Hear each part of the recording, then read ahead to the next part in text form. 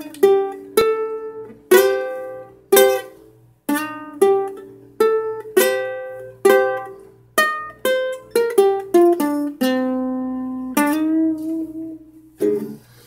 everyone, and welcome to a new season to the NBP show.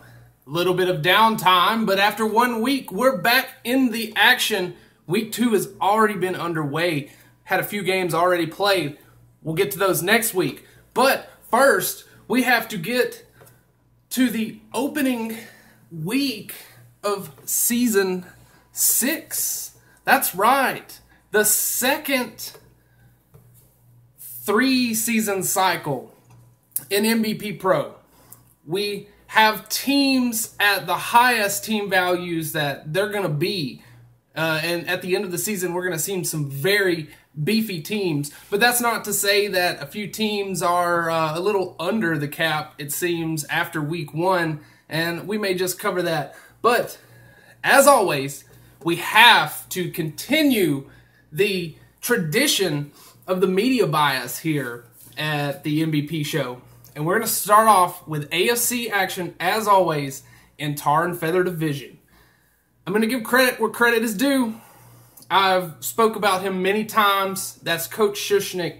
A little bit of humbling from him towards Bawa in the past season.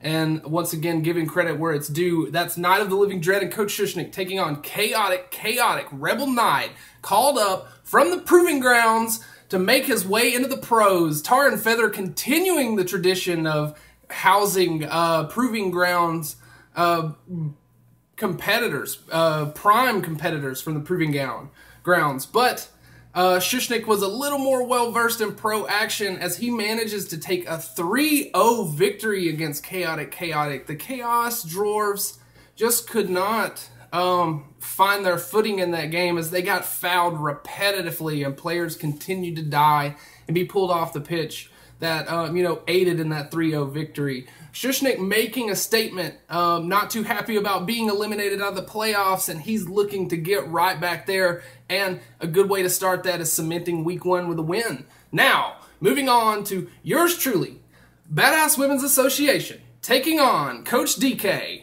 Mentor versus Master in a 1v1 draw.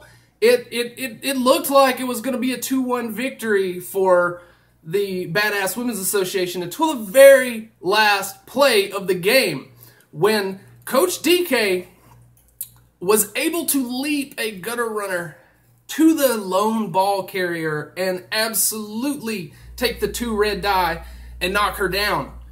From there, she was unable to pick up the ball, and that was the end of the game in a 1-1 draw. Still great footing there for both of those teams. Again, bias, whatever. But that's great footing. Starting off with a draw, much better than starting off with a loss. Lets you make a little bit of headway in that first week. But that's the standings of Tar and Feather so far. Moving on down to the Deep Dark Division. A good friend of mine in KO Joe, a team I know quite well. Joe's Imaginations, due to, I guess, time zone constraints and the league restructuring, Joe's Imaginations ended up in the Deep Dark Division, and he managed to muster up 2 touchdowns. That's right, Joe's Imaginations and his Strong Goblin team mustering a second touchdown in that game, but it just would not be enough to stop the offensive assault of the Crown Royals by Jim Sardonic, another Proving Ground coach. And don't quote me, but I believe that is the Proving Grounds champion from last season. Another good call-up here, performing well in a 4-touchdown showing. The 2 touchdowns seemed like it would be enough, but no, not against 4. Now, we move down the line to Bortbot 18, one of the NBP veterans here in another season in Deep Dark, looking to cement himself as one of the NBP greats. That is a sinking ship with a 1-touchdown showing against Villains of DC and Blue Six Max. 2 of these coaches here got a little bit of a rivalry, I would say, after playing last season in Deep Dark. It was a slug out between these teams, and it results in a 1-1.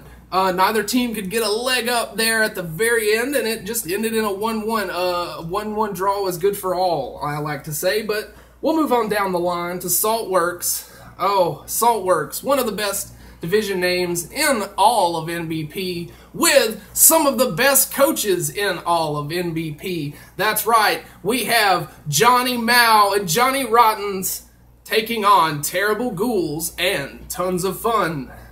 You will all recall, Tons of Fun and Terrible Ghouls played last season, and quite frankly, I think he would agree when I said it was a terrible season for him. Things just did not fall his way. The dice seemed to just not be there at times, and it resulted in bad play last season. But he's looking to turn it around right here with a 2-touchdown showing against the Johnny's Rottens, who managed to put the old goose egg up on the board. 0-2 as Tons of Fun and Terrible Ghouls grab a much-needed win in the first week of Saltworks play.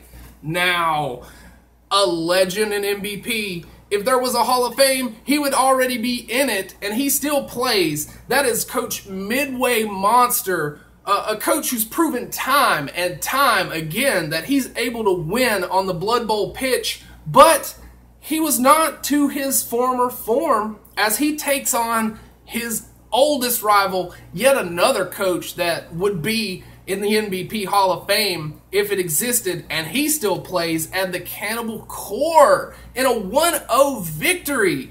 Cannibal Corps take down Midway and the Battle of the Champions. I know that Midway is chomping at the bit already for that second half of the season when he gets to play again against Demented and gets that shot at redemption. But that's the standings for Saltworks and AFC so far. I guess I will go ahead and do the good old-fashioned AFC Player of the Week since we're already here. Shushnik is in the running, absolutely, with 3-0, but I think we have to give it to the Crown Royals and Jim Sardonic. Coming up out of the Proving Grounds, much like Shushnik did in the past, and proving to be just a threat on the offensive side of the ball with 4 touchdowns. I understand that 4 versus 2 is not quite the win that 3 versus 0 is, but we got to give it to Jim, man. We have to with a 4-2 victory. That's 4 touchdowns. There's teams that don't score 4 touchdowns in their history, let alone game 1 of season 6 after coming up from the Proving Grounds. Just an explosive debut in the pros here. We're on the new kind of set here. I've got moved into the new apartment, and I'm actually filming on a desk now opposed to the whole table kitchen setup. I'm sure you've noticed I'm way closer to the camera, and I've probably been shaking it the whole time when I hit the desk. But we'll move on over to NFC. I'm just going to do it alphabetically. In the Ancient Empires, where a fan favorite, I would say, from Proving Grounds last season, another Proving Grounds call-up as the Booty Butt Pirates, coached by Predator 1460, in a 1 versus 1 showing against Commissioner Kamikoze at the helm of his Nurgle team, Scumdogs of the Universe. I'm sure you all saw Stymie cast that one earlier this week, I should say, and the Beast of Nurgle just was not there for Kamikoze, but proving in unanimous Scumdog favor of being of the universe and all that, they managed to net out a draw 1 versus 1. It was a great showing. It was actually a magnificent game. The scoreboard does not really show just how magnificent of a pulling out that draw was there. It seemed like all the odds were against Cozy until just the very last, when it mattered, and it was 1v1 at the whistle.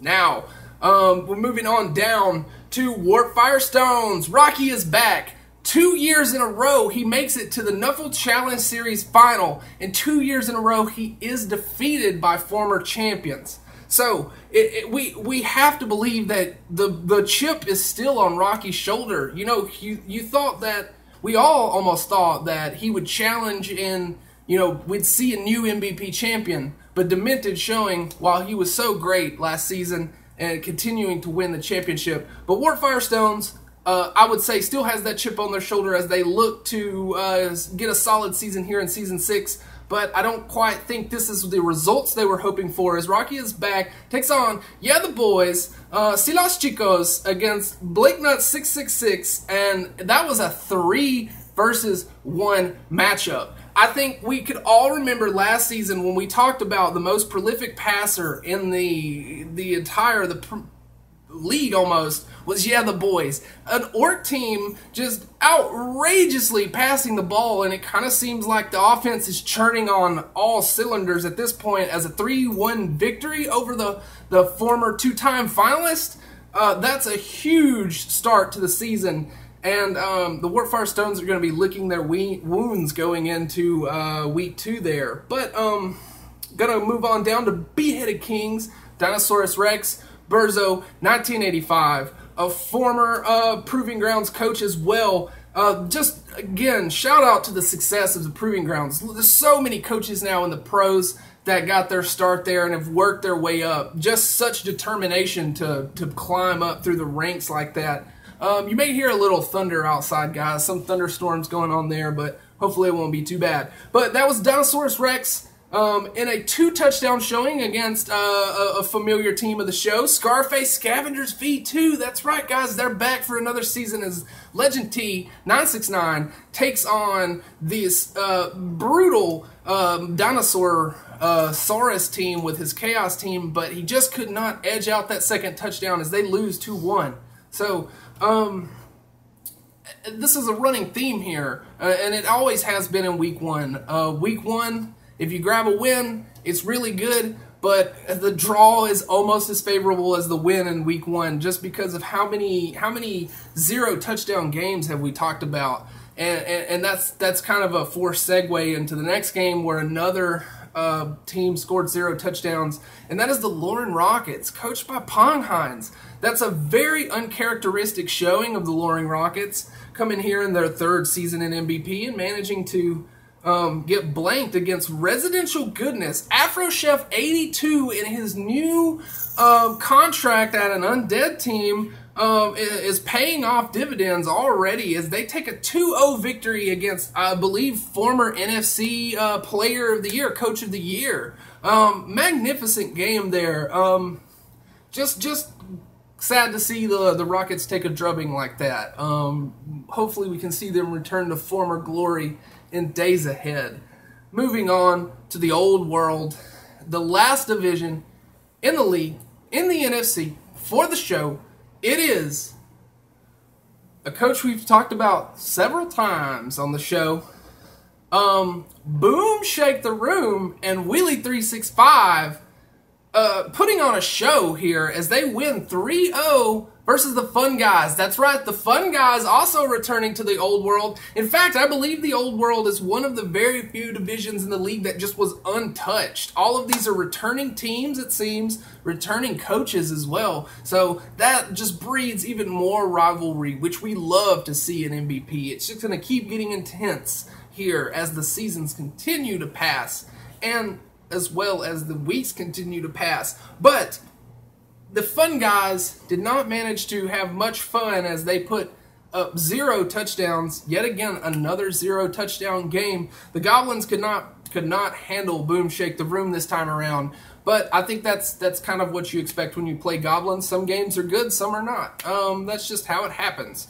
Now, the final matchup here, Jonah 2005, still at the helm of his glorious Amazon team, the Rainforest Queens, managing to take a 2-0 victory against show co-host, wildcard analyst, fantastic Dr. J, returning with the Grim Reaping Institute, but he could not manage to reap any rewards in his offense and is blanked by the Rainforest Queens. So, again, repetitive theme here of draws puts you in a nice place in the first week. Sometimes the draw is almost as good as the win there in big things, because it always beats the loss. So many games here of teams getting blanked this week, but also just so many examples of great play Just so many great coaches here in NBP. Really looking forward to the rest of the season. But I guess we have to get the NFC Coach of the Week out of the way so far.